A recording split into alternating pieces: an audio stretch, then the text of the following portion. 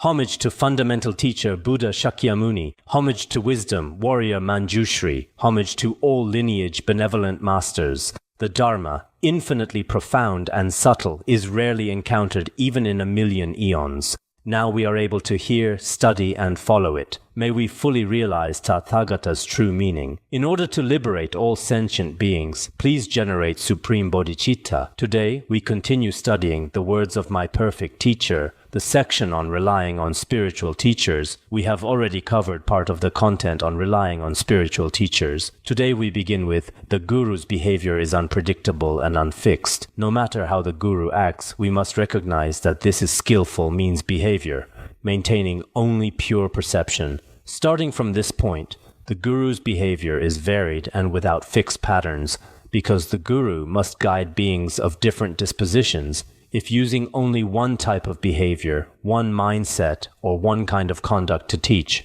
many beings cannot be benefited. For example, if manifesting only Shravaka peaceful behavior, only a few Shravaka beings can be guided, but many beings with different spiritual capacities cannot be guided. So regardless of the Guru, after you have examined and relied upon them whatever form they manifest, you should consider this the Guru's skillful means for guiding beings. Maintain only pure perception and never develop slanderous thoughts. Even if slanderous thoughts arise, immediately confess, recognize that your own mind is impure, your own perception is impure. The Guru and all Buddhas and Bodhisattvas are inseparable. In essence, there absolutely cannot be such faults. It's simply a manifestation appearing before certain beings. You should maintain such pure perception. With such pure perception, all the Dharma can actually be obtained from the Guru. Therefore, it is said in the treatise on the great perfection of wisdom, one who does not increase or decrease regarding the teacher will fully obtain the wonderful Dharma from the teacher. This means that if wholeheartedly you do not generate slanderous or excess and deficient wrong views toward the Guru, thoughts of excess attribution and harmful attribution, then all the Dharma in the Guru's wisdom mind, the Guru's wisdom and compassion, and the skillful means behavior for benefiting beings, etc., all these qualities will naturally be completely obtained. The Guru's true wonderful Dharma is obtained through pure perception, through focused attention, through faith. It is obtained in this way. Therefore, we cannot casually generate various negative thoughts about the Guru's appearance. Now let me tell a story. Long ago, the great scholar Venerable Naropa had already attained accomplishment. Later, once his Yidam told him and prophesied, "Your Guru throughout all lifetimes is the noble Venerable Tilopa. You should go to eastern India." The Yidam gave him this prophecy. After receiving the prophecy, Venerable Naropa immediately set out for the east upon hearing these words. Regarding where Venerable Tilopa actually was, he was determined to go there and get to the bottom of it. Then he made inquiries, but everyone said they didn't know of any great accomplished master called Venerable Tilopa. He continued asking, "Then is there anyone here named Tilopa?" When he asked this, people replied, "There's a beggar Tilopa who makes his living by begging. Everyone calls him Beggar Tilopa. There's a beggar Tilopa, but no great accomplished master Tilopa." At that time, Venerable Naropa thought great accomplished master's behavior is unpredictable. It could very well be him. So he continued investigating thoroughly. Where does Beggar Tilopa live? He kept asking. Perhaps some of us wouldn't necessarily do this. We expect our gurus to be especially remarkable. Nowadays, many people like to say their guru has noble lineage, imposing stature, or that the guru is the so-and-so many reincarnation, and so on. If it were a beggar, Tilopa, many people might not approach him, but at that time he kept searching. Then people told him, "In that broken wall over there, where smoke is rising." But some historical accounts say, at that time, the master was dwelling by a river. Then he strode quickly to that place. Venerable Tilopa was indeed sitting there, he saw a wooden basin placed in front of him, filled with dead and live fish mixed together. He took out a fish from it, grilled it over fire, and then began eating. In the wooden basin were many live and dead fish mixed together. Then he grilled them one by one, just like barbecuing in Han regions nowadays. After grilling, he began eating, then snapped his fingers. Tilopa ate like this while snapping his fingers. While eating like this, Naropa approached, prostrated, and requested to be accepted. At that time, Venerable Tilopa said, "What are you talking about?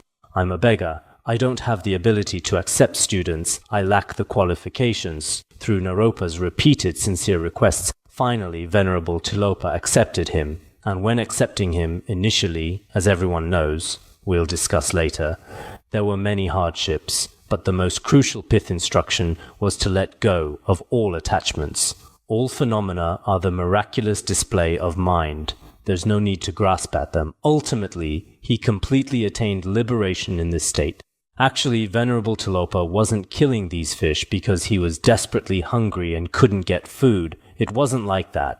Rather, those fish were originally ignorant beings who didn't understand karmic cause and effect. Venerable Tilopa had to liberate them. To establish good connections with them, only through their physical bodies could this connection be made. By consuming the fish flesh, he then guided their consciousness to pure realms. If you truly understand the Guru's secret intention or the principle behind this yogi's secret conduct and prohibited practices, actually this is the type of relationship involved. Generally speaking, liberating someone without any connection is very difficult. So we Tibetans have this tradition. Even just a kata or a needle and thread, having even a small material offering, creates a connection with the Guru. Even a tiny bit is acceptable, but for animals, they have no other way to create connections. So the only way is through their physical bodies, what we call subjugation.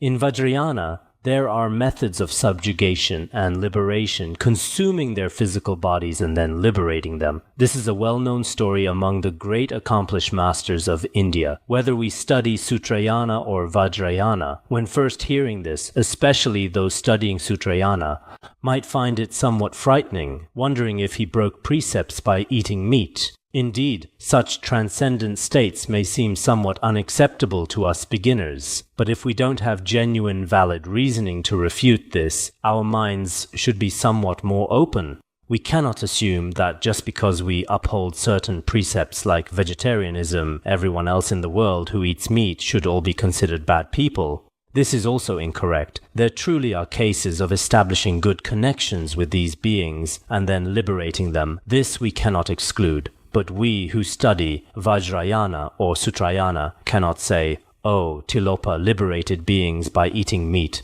so we too can put dead and live fish all together in a basin, eat live and dead fish, while snapping our fingers." Although our fingers can make sounds, whether their consciousness can actually be reborn in pure realms, each person only knows for themselves whether they have this ability. If you have the ability, then you can do this. If you don't have the ability, it's best not to pretend or put on airs appearing before others as if you have such abilities, because some states we cannot see with our physical eyes. You say, "I have the ability to liberate this person. I've reached pure realms. I've been to hell." Temporarily, perhaps some nonsense is possible, but actually, after a long time, whether or not they truly go to pure realms or proceed to hell, if we observe their words and actions, we'll gradually see this person can be seen through if they can truly go there and truly guide beings. They have transcendent behavior. After a long time, you should know what they're really like. Therefore, in our process of relying on spiritual teachers, we must understand that some of the Guru's behaviors may not seem very proper, but if they have transcendent realization, they can be relied upon. I've seen similar cases in Han regions too. Master Tiguang was the disciple of Master Shuyun. He once told such a story about Emperor Xianfeng. Xianfeng was Empress Dowager Cixi's husband, an emperor of the Qing dynasty in Han regions. Shortly after his mother died, he once had a dream. In the dream, she said she had fallen into the lower realms. "You should invite. Near Jiu Temple there's a pig farm. In the pig farm there's a holy monk, a sage. This sage is an enlightened person. You must invite him to perform liberation rites for me. Otherwise, I will experience immeasurable suffering. The next day after waking from the dream, he specially sent a minister, an imperial envoy, after the imperial envoy arrived there. Together with Jiyu Temple's receptionist, they inquired where there might be a great sage, an enlightened sage, but couldn't find any. Later, in their pig pen, there was a monk dressed in rags, eating the same food as the pigs sleeping in the pig pen together with these pigs. Such a person, who appeared extremely filthy, at that time the imperial envoy thought this must be the person, there was no one else besides him. At this time the receptionist told him to stand up immediately. The imperial envoy has come, why don't you stand up? But he remained unmoved, indifferent, continuing to sit. Later the minister prostrated to him. After prostrating to him, he slowly got up. Then they invited him to the imperial palace. They invited this person from the pig pen to the imperial palace. Then together with the monks they performed Buddhist ceremonies and Yanku ritual. In the evening it seemed the monks formed 2 rows. They placed a platform in front for that monk, had him sit on it. Then began the Yanku ceremony. At this time, while all the monks were chanting, finally that monk had fallen asleep, snoring loudly. Later, when it was nearly finished, many monks went up and started pulling him. Gradually, they considered it finished. Otherwise, since he had been sleeping the whole time, it wouldn't work. That night, Xianfeng dreamed that his mother told him again, "Originally today, this monk had already rescued me from the lower realms. I was about to attain liberation. But at that moment, some monks pulled me from behind, so I couldn't attain liberation, so it's best not to interfere." The next day too, this old monk kept sleeping there. They didn't dare disturb him. Throughout the entire Yanku process, he couldn't chant anything, just sat there. Then, when it was nearly finished, some monks, perhaps out of curiosity, perhaps genuinely, after the Yanku was finished, offered him some steamed buns, saying, "Holy monk, could you please give more food offerings and charity to these beings in lower realms?" Then that old monk recited a verse. "This old monk has lived over 80 years, never done this work before the great wandering souls go to Pure Land. The small wandering souls eat steamed buns." Then he distributed the steamed buns. Later indeed, the emperor's mother appeared in dreams, having been reborn in the Pure Land. Perhaps the great wandering souls refers to being reborn in Pure Land. The small wandering souls, who cannot be reborn in Pure Land, were given charity through steamed buns. It said that beings of different levels all attained liberation. Later, the emperor appointed him as national preceptor. It said he was then presented with a golden bowl and robes, etc. Master Tiguang said he had seen with his own eyes when he was young. He personally saw that golden bowl. Those robes, etc. were probably destroyed during the Cultural Revolution. They were lost during the Cultural Revolution. This is reliable history. So from this story we can also see ordinary people might not recognize someone in a pig pen, especially one so filthy with seemingly crazy behavior. Calling him a guru or having him guide beings might not be recognizable or inspire such great faith.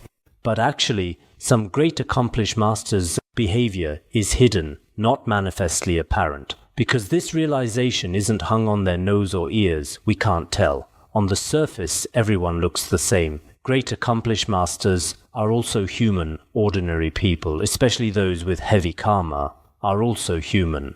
Perhaps some people might pretend better, appearing more outwardly. This phenomenon also exists, but regardless, we ourselves must understand, after relying on someone, we cannot consider that except for ourselves, everyone else is bad, everyone else is ordinary, everyone else is ignorant. We cannot reject everyone like this. If we do this, indeed, sometimes our behavior will suffer losses. Here it also explains how Venerable Tilopa guided beings through this method. Similarly, the accomplished master Sarahapa once appeared as an archer and Shavaripa appeared as a hunter, etc. In the holy places of India, numerous accomplished masters all appeared in extremely degraded forms as lower castes, etc. In India, most of the 84 great accomplished masters, I've read their biographies before and translated some of them.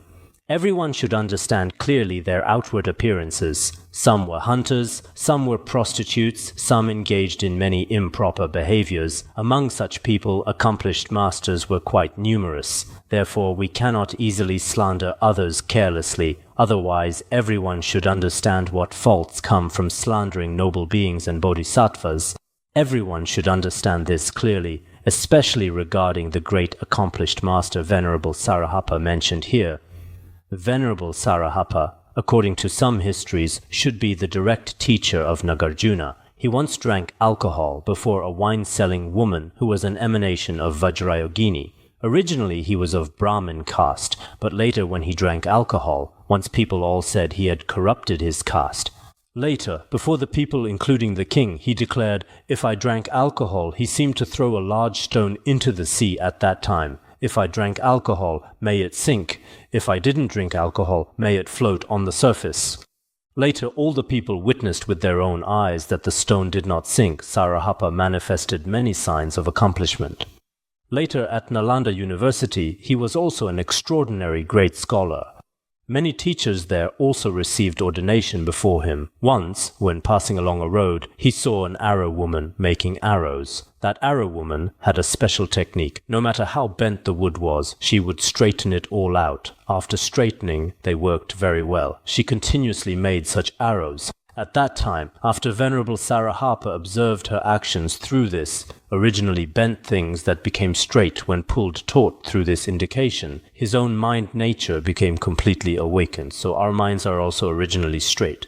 But in between they've been twisted by ignorance and afflictions, but later, as long as we straighten them through the Guru's pith instructions, we can manifest our original face. Later, he always brought this arrow woman with him wherever he went, as his consort, traveling everywhere. At this time, he often received various kinds of slander, but he often sang spiritual songs, maintaining the shaved head appearance of a monk, traveling together with a wine woman. No distinction between attachment and non-attachment, no thoughts of pure or impure. Others do not understand this principle. Alas, worldly people are like venomous snakes. These verses seem to be in our previous translations. He kept reciting these verses and singing spiritual songs. In the minds of those who heard the spiritual songs, unborn wisdom arose later, including the king and tens of thousands of people through his demonstrations, all attained accomplishment. So his behavior at that time, a monk with shaved head, wearing robes, but bringing such a woman and acting before the public many people could not understand. At that time, before he transmitted vows to Nagarjuna, he accepted this arrow woman, and after accepting her he also sang a spiritual song. Before yesterday I was not a monk, from today onward I am a true monk. When he didn't have a consort before, he wasn't a true monk. Now he is a true monk. Then he transmitted vows to Nagarjuna and others. So he was a truly ultimate monk, as we usually say when one truly realizes the state where all phenomena have no inherent nature, then one is an ultimate monk. Of course, this would certainly be unacceptable to Shravakas, but especially for those with realization in Vajrayana and Mahayana, it can be accepted. Regarding these principles, I think some people in Han Buddhism now believe, for example, in Indian teachings or some teachings in Tibetan regions. Especially regarding sexual relationships between men and women, people are particularly attached behaviors like accepting a consort, etc. are very unreasonable. There are such statements and such thoughts. Actually, if one doesn't truly have these realizations, but uses Vajrayana as an excuse for desire, naturally generating such desire, this is not permitted in any sutra or tantra.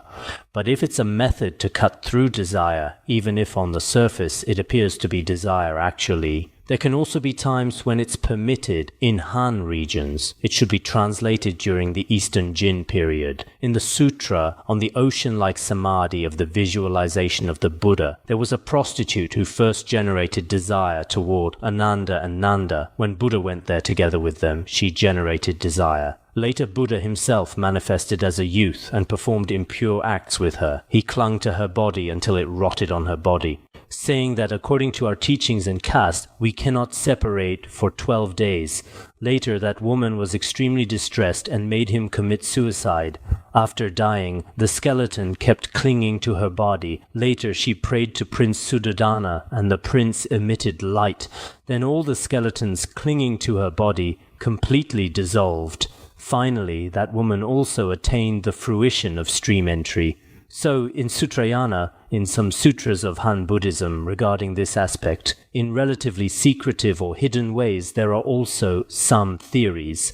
So now, when some people speak of so-called union and subjugation, it seems our Vajrayana cannot be justified rationally, somewhat worried and fearful. Actually, from the Sutrayana's own perspective, or Pratimoksha's own perspective, it definitely cannot be justified. Desire is desire. But if in Mahayana, Sutrayana, in some sutras teachings of Mahayana Sutrayana, the hidden teachings a while ago, we also quoted the sutra on skillful means, etc. If these sutras are ultimate, then we can also ask others, if all sutras eliminate desire with no method to transform it into the path, then in Han Buddhism, many translations in this regard have been printed, these translated materials. This isn't from these 2 days, they've been in the Tripitaka for a long time. So we can understand these aspects, therefore we cannot casually reject, Tibetan Buddhism's certain behaviors are improper, so they must be eliminated. In Han Buddhism, certain behaviors are improper. So sometimes we've also said Buddhism is particularly broad-minded, with wisdom encompassing everything, but our individual capacity for acceptance is particularly poor. Of course, sometimes we cannot be too extreme either. Everything in Buddhism is acceptable, yes or no. Everything reasonable or unreasonable, completely ignoring everything. This also won't work. Indeed, sometimes examining spiritual teachers is also necessary. Some spiritual teachers are not spiritual teachers at all. They're pretending those pretenders. Some people fundamentally lack qualifications, yet show a pretentious appearance before people. So not relying on such people is also acceptable. After relying on them, I think pointing out some faults is also acceptable because they're not spiritual teachers. But grasping this middle ground is very difficult. This exists not only in Buddhism, but also in the world. For example, when we buy some products in the world, there are many genuine products and many fake products. If you haven't studied economics or lack business sense, ordinary, particularly ignorant people are often deceived.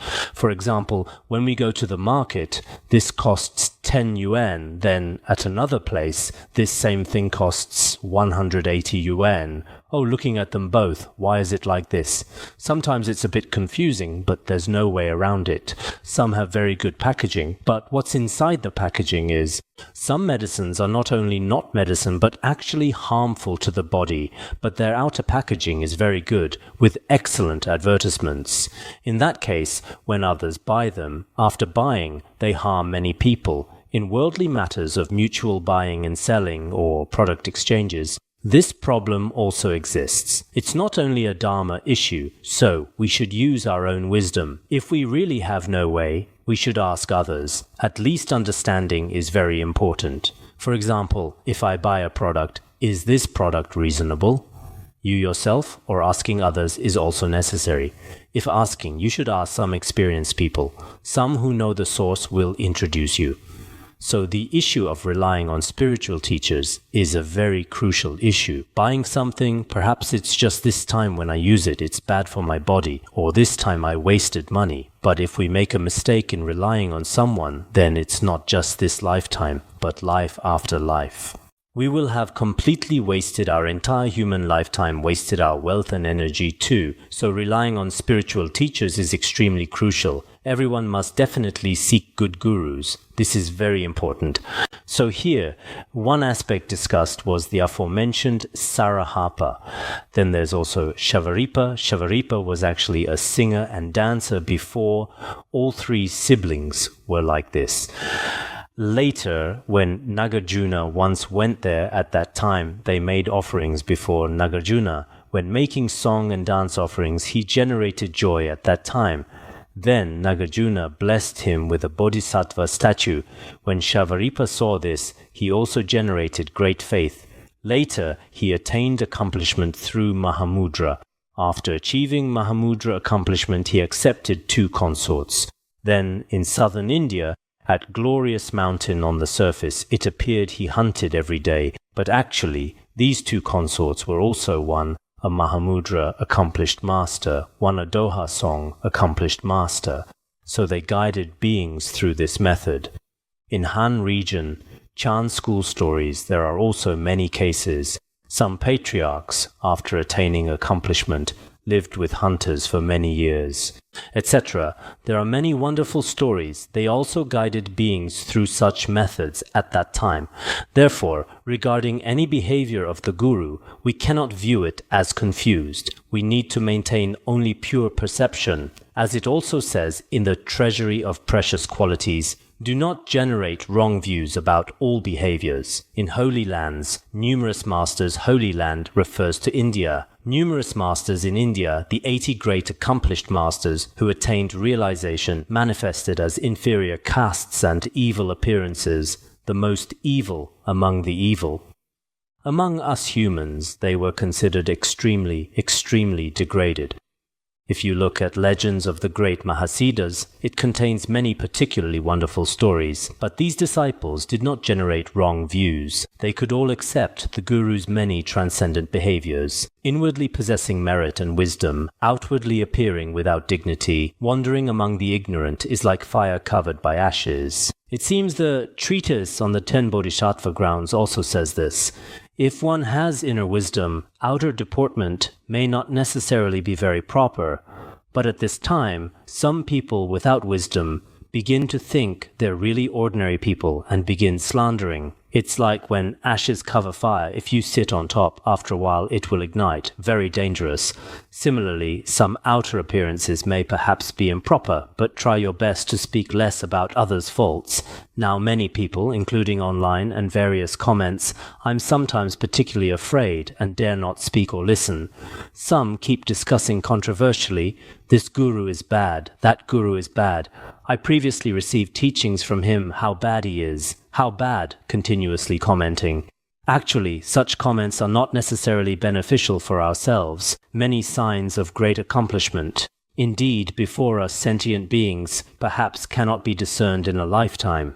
When you die, you still think they're bad people, when actually they're great bodhisattvas, emanations of Buddhas and bodhisattvas in various forms. Therefore, we should maintain pure perception. Conversely, if we view those appearances as upside-down evil conduct and observe them as faults, it's like the saying, even long companionship with Buddha leads to seeing faults, meaning even with Buddha, some people will look for his faults, especially when relying on a guru for too long. In this case, at a certain point you see them as your friend, or think of them as an ordinary person, or after observing for a long time, even before Buddha. If the time is too long, then faults in Buddha can also be perceived. We know that in the entire 3,000-fold universe, the only one with all qualities perfected and all faults eliminated, such a person cannot be found except for Buddha. But people without faith, those with wrong views who might live and sleep together with Buddha for some time at the end. Oh, he's also ordinary, nothing remarkable, becoming like Bhikkhu Sunakkhatta, discussed below. Bhikkhu Sunakkhatta, as we discuss here, was world-honored one's brother. There are also others, for example, in Han region's commentary on the Lotus Sutra. In the commentary on the Lotus Sutra, it says before Buddha's enlightenment, Rahula, Upamaya, and Bhikkhu Sunakkhatta, these were the Bodhisattva's sons when he was a householder, his biological sons. There's also such history, including in the Nirvana Sutra. It's all discussed this way. In the Mahaparinirvana Sutra and these sutras, perhaps discussing brothers here might have different scriptural sources, but when I researched, I couldn't find any. Regardless, this Bhikkhu Sunakkhatta indeed existed as a person, a relative of Buddha. And regarding all of Buddha's words and actions, not only did he not generate faith, he often generated slanderous thoughts. In the past, the world-honored one's brother, Bhikkhu Sunakkhatta, had already relied on him, serving as Buddha's attendant for 24 years. He knew all the 12 divisions of teachings, all the scriptures like the palm of his hand. Very wise Bhikkhu Sunakkhatta could recite all 12 divisions of scriptures. He could completely teach them fluently from memory. Yet he viewed all of the world-honored one's actions as deceptive. He often saw all of the world-honored one's behaviors as particularly You may have seen this. It's all in volume 33 of the Mahaparinirvana Sutra. Many things that we find somewhat laughable. For example, when the world-honored one was teaching many beings, led by Indra, teaching Dharma at night once, when teaching, because Bhikkhu Sunakkhatta was the attendant. Generally, when gurus teach, attendants are particularly unwilling to listen because attendants are already accustomed to it happening every day. So generally, they're not too willing to listen. I often have this feeling. Especially the world-honored one always taught them at night. Generally, before the world-honored one finished teaching, all retinue could not rest. Then Bhikkhu Sunakkhatta kept dozing off there, feeling annoyed. He keeps talking and talking without finishing. Later he thought of a method. At that time in Rajagriha there was a common folk saying, for example, when some children were crying, they would frighten them saying, "Don't cry, or the demon king Bakula will come," frightening them. Later, Bhikkhu Sunakkhatta thought this might be a good method. He told the world-honored one, "You should rest, don't teach anymore, or demon king Bakula will come." He began frightening the world-honored one. Later, Buddha said, "I am not afraid of demons, I've already conquered the 4 Maras." Indra also thought this person was too foolish. Frightening other people is fine, but starting to frighten Buddha is very strange. That's what he thought. This was one time he did such foolish things. Another time, often when Buddha traveled, Buddha's footprints were prostrated to and venerated by all human and celestial beings. Then he felt very annoyed and particularly unhappy.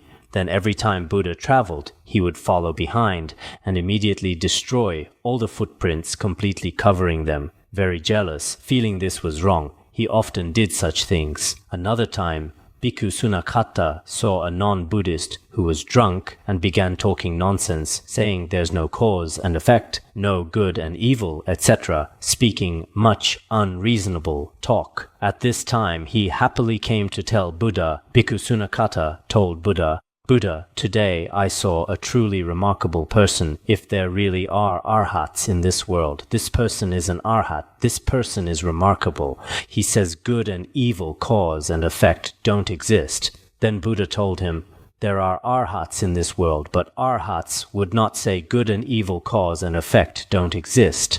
Would not slander the Dharma or commit the 5 heinous acts. This person commits all sorts of evil deeds, but deep in his heart he remained unconvinced and never submitted to the world-honored one." Once there was another heretic named Ascetic Gain. This Ascetic Gain denied all laws of cause and effect. He believed that afflictions arise without cause, and liberation also arises without cause. He thought these didn't exist at all. No cause, no effect. At this time, Bhikkhu Sunakkhatta again took a liking to him and was particularly fond of him. He said, "World-honored one, truly, I see that ascetic gain is extraordinarily remarkable. If there are truly arhats in this world, he is the most supreme arhat. How wonderful that he doesn't acknowledge cause and effect." Later, the world-honored one said this view was incorrect. He himself will definitely experience suffering. Later, Bhikkhu Sunakkhatta said, "Ah, aren't you an arhat? How can an arhat be jealous of another arhat?" The Buddha said, "I am not jealous of arhats, but arhats will not fall into the lower realms. Actually, this ascetic gain, after 7 days, will become a vomit-eating ghost in the charnel ground. At that time, his fellow students will drag his corpse there." He explained many details, and then Bhikkhu Sunakkhatta felt he should immediately go to Ascetic Gain and tell him, "Our world-honored one said this, but actually this is impossible. You must not eat anything during these 7 days. You must be very careful. We should make the world-honored one commit the sin of false speech. This would be good. At that time, we can humiliate him and make him commit the sin of false speech." How wonderful. At that time, Ascetic Gain was very careful not to eat anything for 6 days. On the 7th day, he really couldn't bear it anymore. He seemed to have eaten some black honey and drunk a little water, then died of abdominal pain. After he died, when Sunakkhatta heard this news, he became somewhat doubtful about whether he had really become a vomit-eating ghost. So he went to the charnel ground. After arriving at the charnel ground, beside the corpse, he saw this hungry ghost. Then he questioned it one by one. Previously, the Buddha said this person died of abdominal pain. Did you die of abdominal pain? It said yes. Did your fellow students drag you to the charnel ground? Yes. Have you now been reborn as a vomit-eating hungry ghost? It said yes. Later, he felt somewhat, and that hungry ghost told him, don't have wrong views about the world-honored one. He is a truth speaker, one who speaks no falsehood, and is truly remarkable. But Bhikkhu Sunakkhatta never developed faith in him and continued to slander him constantly like this. There are many such stories. Later, he also fell into Avicii hell, as mentioned in the Mahaparinirvana Sutra. Here it seems to say he went to the hungry ghost realm. In any case, such people truly existed even in the Buddha's presence. When you have time, you should look at the Mahaparinirvana Sutra and also in the Chinese compilation of different stories in sutras and Vinayas. There are stories quite similar to this one. It specifically tells stories about how Bhikkhu Sunakkhatta slandered the Buddha. At that time, he also developed various wrong views, he thought in his heart. Except for the difference of having a fathom length of light, we two are completely the same. Moreover, in terms of wisdom, I have already surpassed the world-honored one. He would think this way. After generating such wrong, discriminating thoughts, he often said, 24 years I served as your attendant, except your body has a fathom of light. Not even a sesame seed's worth of virtue have I seen. Knowing Dharma, I excel, no longer a servant. He said, I have been your attendant for 24 years, except that your body has a fathom of natural light, which I, Sunakkhatta, do not have. Apart from this, I have never seen even a sesame seed's worth of virtue in you. I haven't seen even a sesame seed's worth of virtue in your body. Moreover, I can already master the 12 divisions of scriptures. In terms of understanding Buddha Dharma, I even surpass you, so now I don't want to be your servant anymore. I don't want to be your attendant anymore. Then he wanted to leave. So some people, after following a teacher for a long time, will also develop such evil thoughts. I have seen some like this. At first they had great faith in their teacher, but later, seemingly for some reason, perhaps they encountered some slander from others, and then their faith gradually declined. Some couldn't raise their own faith anymore. In the end they say, oh, I served as your attendant and stayed by your side for so many years, and now I'm unwilling to continue. When leaving, they seem to think they have already surpassed him, and that they already understand many things about him.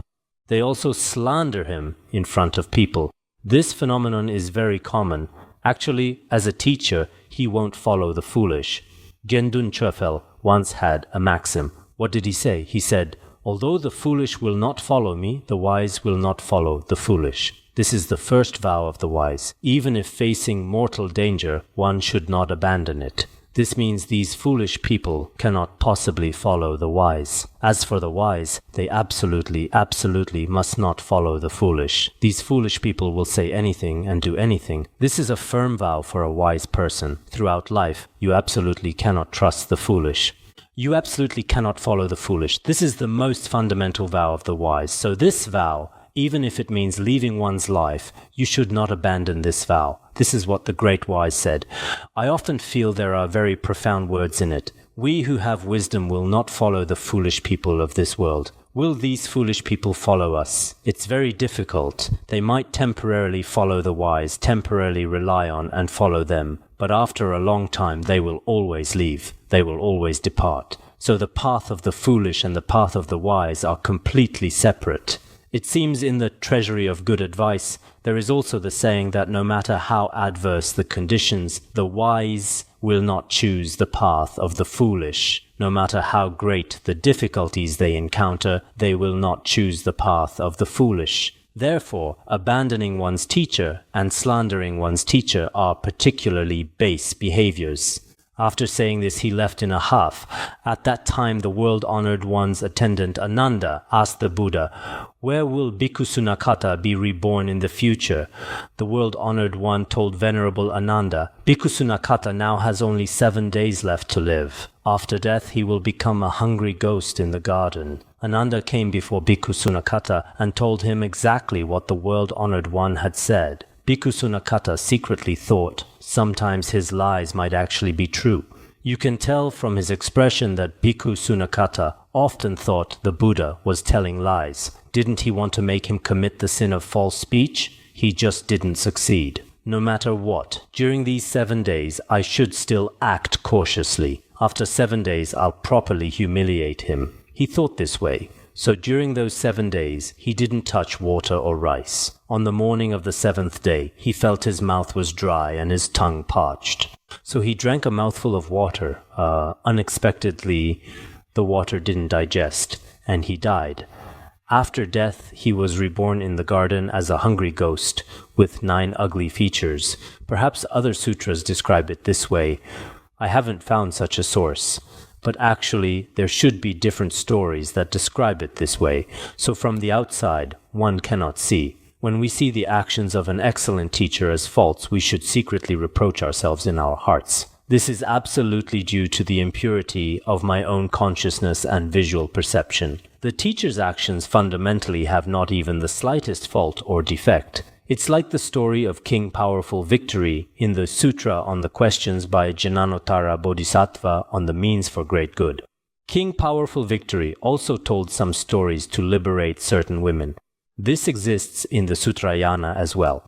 So, in many texts like the Mahaprajna Paramita Sutra and other Mahayana scriptures, many unique behaviors of teachers also exist in the Sutrayana. Therefore, we cannot judge by external appearances, as stated in the Treatise on the 10 Bodhisattva Grounds. If one uses external appearances to judge the internal and develops a mind of contempt, one destroys both body and virtuous roots, and after death falls into the lower realms. If we use external behavior to judge their inner state and develop a mind of contempt, then we destroy our body and virtuous roots, and after death will fall into the lower realms. This is very frightening. Therefore, try not to use external appearances to judge their inner realization. Letter to a Friend also mentions 4 types of people. Some are externally mature, some are internally mature, but some teachers who are great accomplished masters, although they have already matured, must use this method through their external appearance to liberate beings. The timing for liberating beings will also ripen,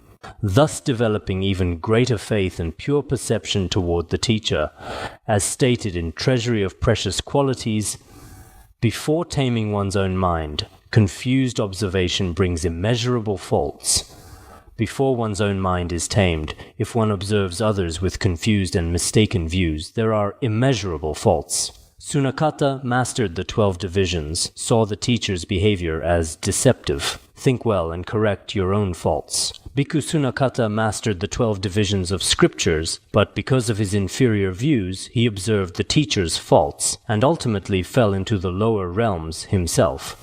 Therefore, one must observe carefully. When you develop some negative thoughts, you must think, this is demonic possession, this is unreasonable, and immediately confess. Furthermore, if an excellent teacher appears to hate you, especially on the surface, and flies into a rage, then we absolutely must not become furious and flustered. We should think this way in our hearts. If the teacher gets angry with you, if the teacher is somewhat displeased with you, if the teacher is somewhat partial, if the teacher handles things unfairly, whether it's a teacher or a Dharma instructor, whoever it may be, some people have particularly heavy, wrong views. Every day it seems like.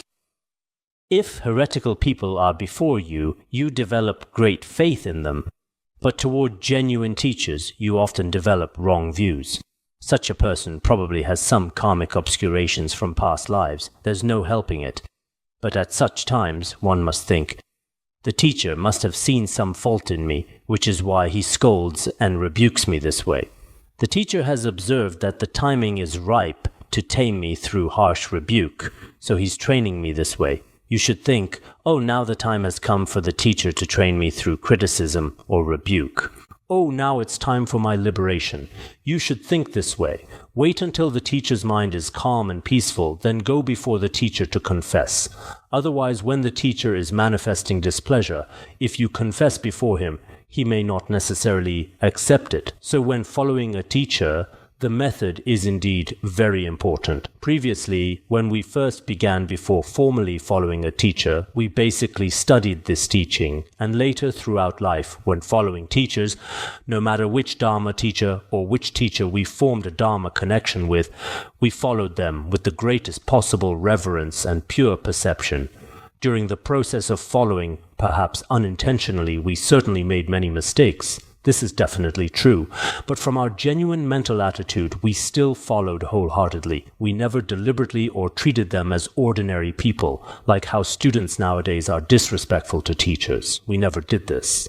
For worldly people, whether you're respectful or not, when you're happy, you can cooperate together. When you're unhappy, you can just discard them. It doesn't matter. Now, for example, between two enterprises or in the process of colleague cooperation, when you're happy, you can treat him as your leader. When you're unhappy, you can slander him, even create difficulties for him, even threaten him in various ways. All of this is possible. But in Buddhism, this absolutely won't work. So if we don't regard the person as anything special, we should have a grateful heart toward the Dharma. If we have a grateful heart, we should follow the lineage teachers and all teachers with reverence. This is very important. So, Treasury of Precious Qualities also states, if the teacher manifests wrathful anger, seeing one's faults, he scolds and trains. When the teacher manifests a wrathful appearance, he sees one's faults and trains through scolding.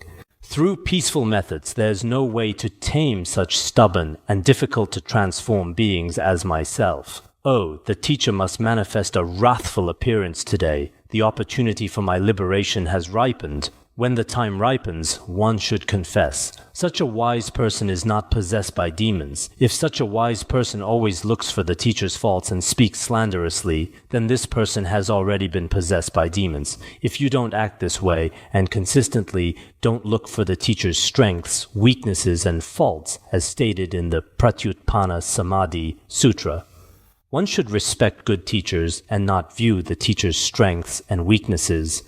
One should respect spiritual friends and should not constantly look for the teacher's strengths, weaknesses, and faults. It's best to regard them as Buddhas and Bodhisattvas. If you really can't think of them as Buddhas and Bodhisattvas, then think, oh, they have such great Dharma kindness toward me. For example, why should we respect our parents? Because parents have the kindness of raising us. Similarly, any Dharma teacher or teacher who transmits even a single verse to you has kindness toward me. If they have kindness, and if I'm not an ungrateful person, then based on Dharma kindness, I should respect the teacher and develop joy toward the teacher. So after forming Dharma connections toward all Dharma teachers and teachers, everyone should develop joy and reverence. This is what we as practitioners must definitely do.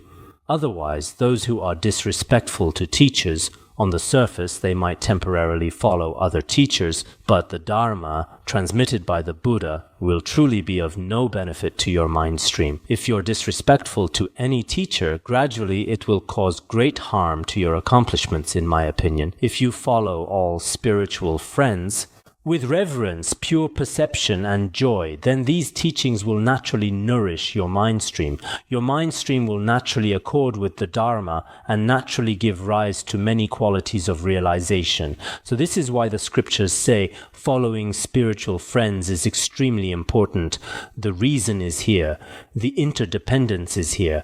Actually here, apart from worldly relationships, the cooperation between worldly leaders and those being led, as long as it doesn't harm or affect your work, you can act however you want. The relationship between leaders and those being led is also like this. As long as the leader doesn't regard me as an enemy, as long as things get done passably, it's fine. Actually, Buddhist accomplishment is not like this. Between teacher and disciple, there is an ineffable interdependence.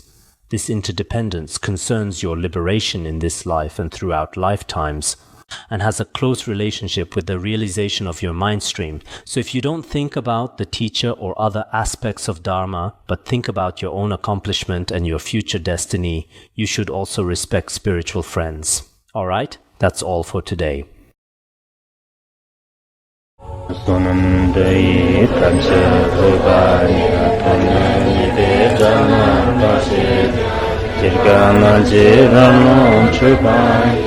Jupun Tulen Dwatwasyo Bandarangara Bana Sadarda Bandarangara Bana Sada Bandarangara Bana Sadarda